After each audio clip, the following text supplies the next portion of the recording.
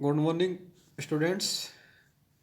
Myself, Chandrasekhar Meena, Assistant Professor, Chemistry, Government College, Gangapur city. तो हम BSc first year का topic है periodic table में इलेक्ट्रॉन अफिनिटी, मतलब इलेक्ट्रॉन बंधुता। इसको पढ़ेंगे आज। तो इलेक्ट्रॉन बंधुता ऊर्जा की वह मात्रा है जो किसी गैसीय विलगित परमाणु में इलेक्ट्रॉन के जोड़ने पर मुक्त होती है। प्रथम इलेक्ट्रॉन जोड़ने, द्वितीय इलेक्ट्रॉन जोड़ने आदि को हम प्रथम इलेक्ट्रॉन बंधुता, जिसको EA1, और द्वितीय इलेक्ट्रॉन बंधुता EA2 आदि के द्वारा प्रदर्शित किया जाता है। यदि तृतीय इलेक्ट्रॉन बंधुता हो तो EA3 के द्वारा प्रदर्शित करते हैं। आयनन विभव में परमाणु अथवा आयन से इलेक्ट्रॉन निकालने में सदैव ऊर्जा का अवशोषण होता है, जबकि इलेक्ट्रॉन बंधुता में उदासीन परमाणु में पहला इलेक्ट्रॉन जोड़ने में तो ऊर्जा मुक्त होती है, जबकि दूसरा इलेक्ट्रॉन जोड़ने में ऊर्जा का अवशोषण होता है।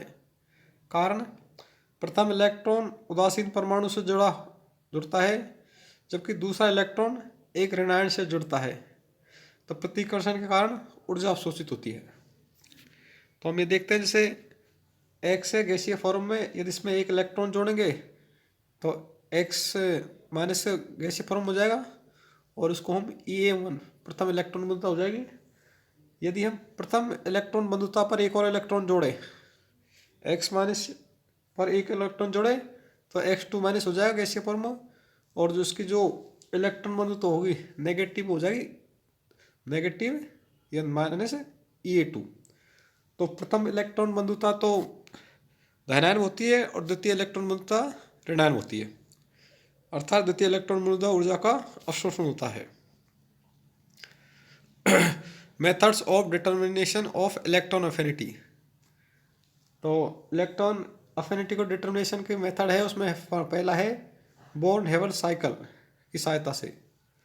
तो बोर्न हेवर चक्र किसी आयनिक यौगिक के बनने की ऊर्जा, तत्वों के आयनन विभव, इलेक्ट्रॉन बंधुता, वाष्पन तथा वियोजन एवं जालक ऊर्जा में संबंध बतलाने वाला एक ऊष्मागतिक चक्र है। तो बोर्न हेवर चक्र को देखिए, जैसे ये सोडियम है Na सॉलिड फॉर्म में, और इसी प्रकार Cl2 है गैसीय फॉर्म में। तो Na सॉलिड को जब हम सब्लिमेशन एनर्जी देंगे तो सोडियम है वो उसके गैसीय फॉर्म में आ जाएगा। फिर इसको आयनन ऊर्जा देंगे तो Na+ के रूप में हो जाएगा। फिर इसमें इसकी लैटिस एनर्जी के बराबर ऊर्जा देंगे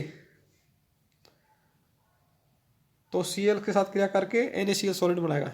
इसी में देख लो, जैसे 1/2 Cl2 जो फॉर्म है, इसको डिसोसिएशन एनर्जी के बराबर देंगे तो डिसोसिएट होकर ये Cl गैसीय फॉर्म में आ जाएगा। फिर इसकी माइनस एक ऊर्जा देंगे, Cl माइनस गैसीय फॉर्म में जाएगा, और Na+ गैसीय फॉर्म और Cl माइनस गैसीय फॉर्म दोनों को लैटिस एनर्जी के बराबर ऊर्जा देंगे तो NaCl बन जाएगा।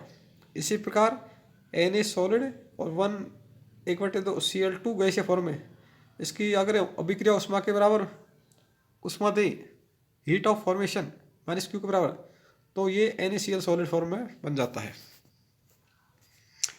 किसी अभिकर्मक से उत्पाद बनने में ऊर्जा परिवर्तन सदैव समान रहता है, चाहे अभिक्रिया किसी पद द्वारा संपन्न होती है।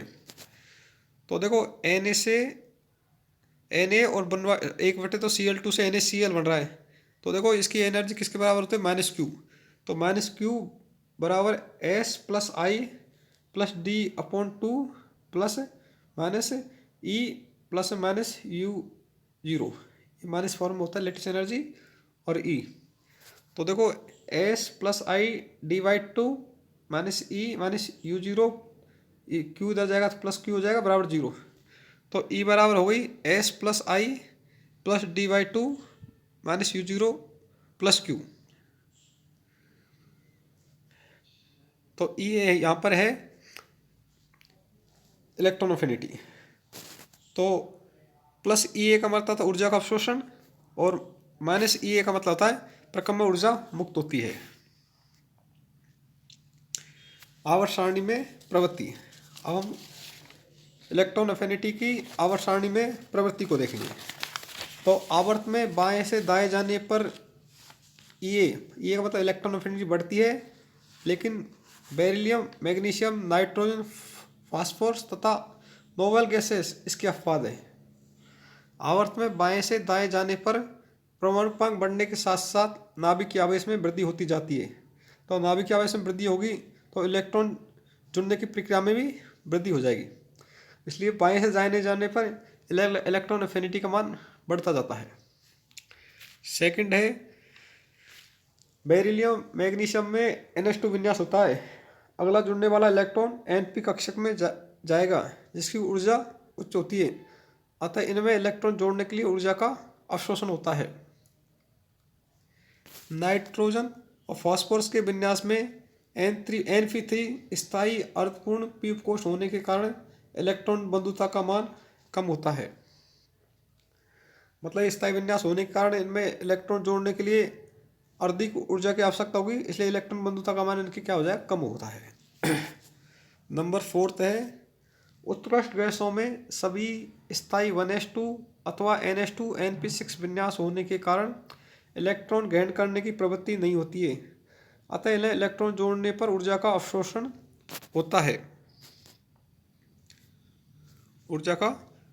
होता है। नंबर 5 है वर्ग में ऊपर से नीचे की ओर जाने पर इलेक्ट्रॉन अफिनिटी का मान घटता है।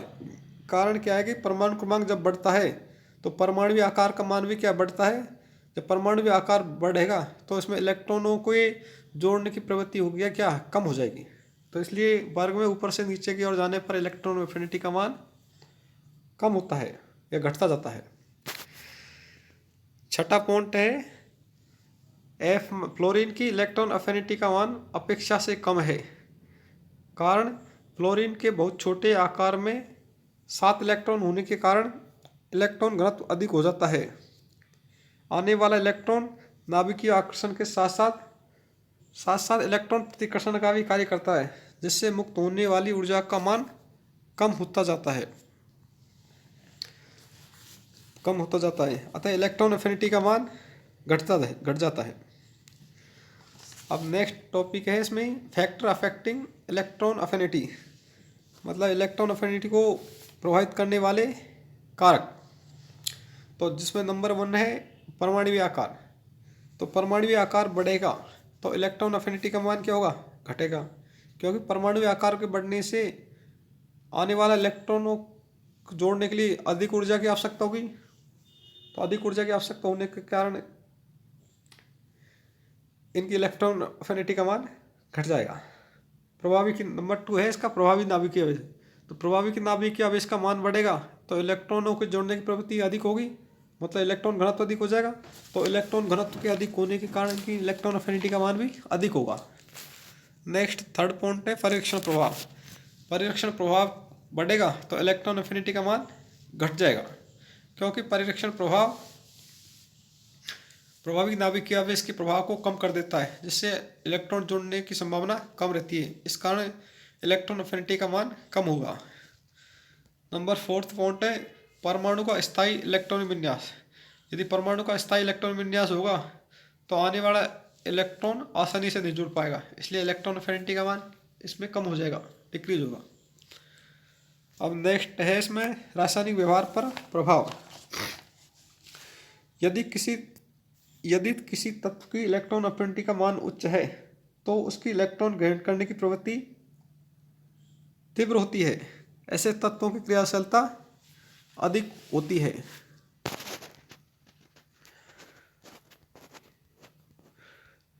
उच्च इलेक्ट्रॉन अफिनिटी वाले तत्व इलेक्ट्रॉन को ग्रहण करने की प्रवृत्ति के कारण प्रबल ऑक्सीकारक होते हैं।